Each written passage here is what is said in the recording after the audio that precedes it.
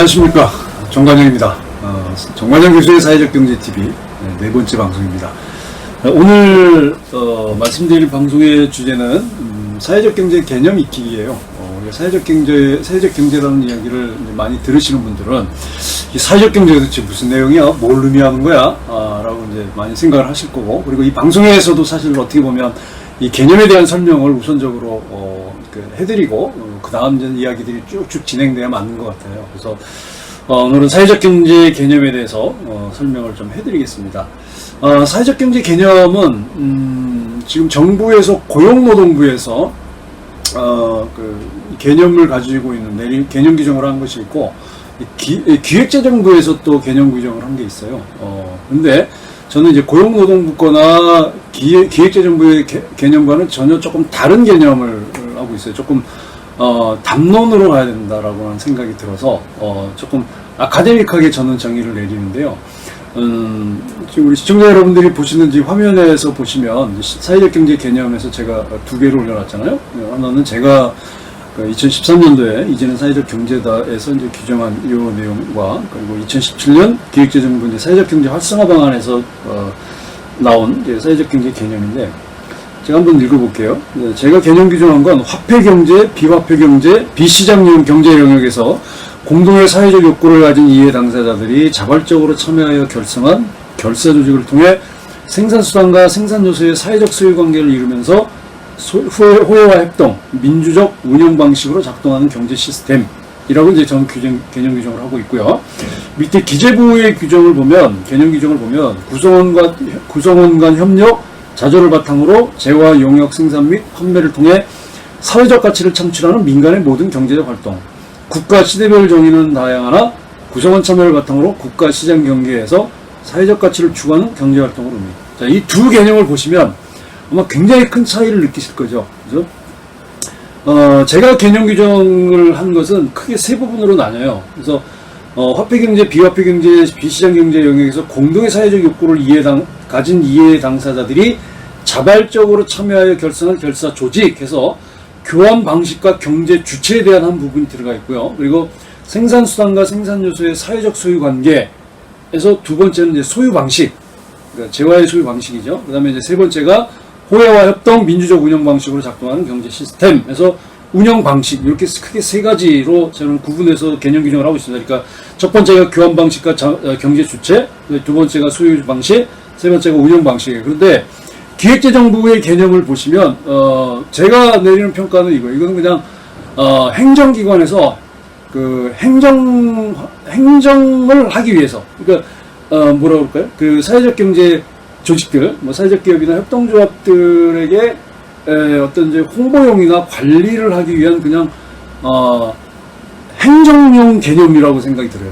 그러니까 아주 간단하게 그 내린 개념이라서 그냥 행정용 개념으로 저는 파악을 합니다. 이 기재부 개념은. 근데 제가 개념 규정을 하고 있는 거는 이제 이런 행정용 개념하고 이제 조금 다른 차원이기 때문에 사회적 경제에 대해서 잘 이해를 못하시는 분들 조금 어렵게 느껴질 수 있어요. 자, 그럼 이제 이 내용을 한 번씩 세 개니까 한 번씩 나눠서 살펴보면요. 첫 번째, 교환 방식과 경제 주체를 보시면, 화폐 경제, 비화폐 경제, 비시장 경제 영역에서 공동의 사회적 욕구를 가진 이해 당사자들이 자발적으로 참여하여 결성한 결사 조직이라고 지금 규정을 하고 있죠. 자, 그래서 화폐 경제는 뭐냐면 이제 상품을 환매하려는 생산자, 공급자죠. 공급자에게 상품을 구입하려는 구매자, 수요자예요.가 그 상품 가치와 동등한 돈을 지불하여 교환이 이루어지는 경제. 지금 우리가 살아가는 생활 방식은 전부 화폐 경제죠. 그래서 당장 뭐 우리가 밥을 먹어야 되는 쌀을 사려면 마트에 가서 그 쌀 가격, 그죠? 그 쌀의 가치에 해당하는 가격에 맞는 화폐를 지불해야 그 쌀을 구입을 할 수 있죠. 내게 될 수 있는 거죠. 소유를 할 수 있는 거예요. 이게 이제 기본적인 이제 자본주의 시장 경제의 그 틀의 이제 화폐 경제고요. 비화폐 경제는 화폐를 사용하지 않는 거죠. 화폐를 매개로 하는 교환이 아니라 뭐 자원봉사나 기부, 후원 등과 같은 배려와 나눔으로 해서 상대방에게 재화나 서비스를 제공하는 이제 그런 호혜 경제를 이제 비화폐 경제라고 하고요. 비시장 경제 영역은 국가가 세금을 재원으로 해서 사회보장제도, 사회복지죠. 사회보장 제도를 통해서 이 소득 재분배를 시행하는 영역을 비시장 경제 영역이라고 해요. 이렇게 크게 지금 자본주의가 운영되는 이 사회체제 안에서는 이런 다양한 경제 방식이 있어요.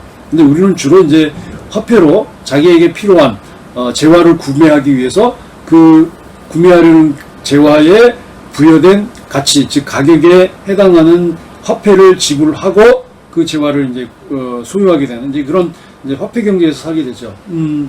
근데 사람들이 이제 어떤 사회적인 욕구를 해결하기 위해서 방법도 찾고 또 이제 실천적인 행동으로 이제 이어지면 이제 여러 가지 이제 그 문제를 둘러싸고서 이제 이해 당사자가 형성이 돼요. 이게 뭐냐면 이 자본주의 이 시장 경제는 계속 시장 안에서는 여러 가지 문제들을 발생을 하거든요. 그러니까 시장에서는 사람들에게 필요한 사람들의 욕구를 충족시켜줄 수 있는 재화를 생산해서 공급을 하기도 하지만 뭐 실업이라든지 아니면 이제 뭐 질병으로서 일을 못한다든지 뭐 이런 다양한 형태의 또 사회적인 위험들을 또 발생시켜요. 거기에 이제 범죄나 빈곤 뭐 이런 다양한 어떤 사회적 위험들이 나오게 되고 그래서 그 사회적 위험들의 직접적인 어떤 피해자 또는 이제 그것들을 해결하기를 원하는 사람들이 이해 당사자예요. 그러니까 이해 당사자들이 이제 문제 해결의 주체가 되는 거죠. 그래서 조금 더 넓게 본다, 뭐 환경 파괴라든지 뭐 자원 고갈 등과 같이 이런 어떤 다양한 사회 문제의 측면에서 이제 많은 환경 운동가들이 이제 생활 속에서 환경 운동을 실천하잖아요. 이런 사람들도 환경 문제를 해결하기 위해서 모인 이해 당사자들입니다. 그래서 어떤 공동의 문제를 해결하거나 또는 그 사회적 가치를 위해서 모인 사람들인 그 이해 당사자들의 그런 실천 행위는 그 철저하게 자발적으로 이루어지는 데 있습니다. 그래서 어떤 뭐 법적 제도적으로 강조하는 게 아니라 스스로 만들어진다고 하는 거죠. 그래서 이 사회적 경제의 그 경제 주체는 그 결사 조직이라고 보통 얘기하거든요. 어소시에이션, 결사체라고 하는데, 그래서 이 결사체는 이해관계자들이 스스로 문제를 해결하고 또 욕구를 충족하기 위해서 만든 자율 조직이에요. 그래서 이런 자율 조직은 어떤 관이나 행정에 의해서 강제적으로 운영되거나 뭐 조정을 받거나 해서 그 사업이 잘 되고 또는 운영이 잘 되는 게 아니죠. 그래서 특히 이제 협동조합 같은 경우가 이제 대표적인 경우인데, 이제 협동조합을 결성하고 운영을 하는 데 있어서 행정기관이 불필요하게 통제를 많이 하거나 간섭을 많이 하게 된다면, 그 협동조합을 구성한 이해관계자들의 자율적인 참여나 뭐 이런 어떤 결사 조직으로서의 조직의 성격들은 없어지는 거예요. 그러니까, 저도 이제 협동조합 교육을 많이 가보긴 했는데, 이 협동조합이 가지고 있는 교육 내용들을 보면, 협동조합이 가지고 있는 어떤 결사적인 성격보다는 하나의 그냥 사업 조직으로, 그러니까 뭐 주식회사라든지 뭐 위원회사 이런 사업 조직의 하나로만 설명하는 경우가 굉장히 많더라고요. 그래서 철저하게 사회적 경제는 자발성의 특성을 가지고 있고, 특히 이제 이런 협동조합 같은 경우는 이런 어떤 문제 해결을 원하는 이해 당사자들이 모인 결사 조직이다라는 게 이제 하나의 특이고요. 두 번째는 소유 방식입니다. 그래서 생산 수단과 생산 소유의 생산 요소의 사회 그 소유 관계를 이제 형성하는 이제 그 기관인데요. 이 생산 수단은 상품을 생산하기 위해서 그 필요한 생산하기 위한 도구로서 이제 뭐 기계나 설비 등을 이야기하죠.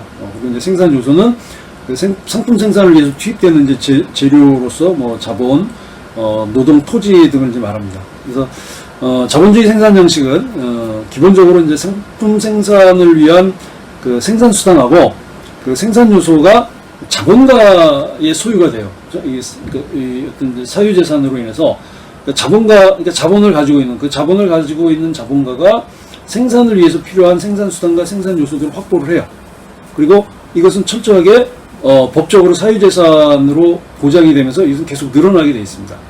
그런데 시장에서 이렇게 사적인 어떤 소유를 통해서 이런 생산 수단과 생산 요소의 어떤 그 사적인, 그러니까 자본가의 사적인 소유에서 만들어지는 이 관계, 그러니까 그 생산 관계는 임금을 받는 노동자들의 임금의 어떤 불균형한 분배나 또 그 결과로 이제 소득 불평등의 문제가 나올 수가 있어요. 이제 그러면 이 사적 소유가 점점 심화될수록 더 악화될 수 있죠. 그러니까 소득 불평등 문제라든지 아니면 임금의 불균형 문제들은 이 사적 소유 제도가 점점점 이미 상당히 심화되어 있죠. 우리가 지금 살고 있는 자본주의 사회에서는 이런 것들이 점점 더 악화된다고 하는 거죠. 근데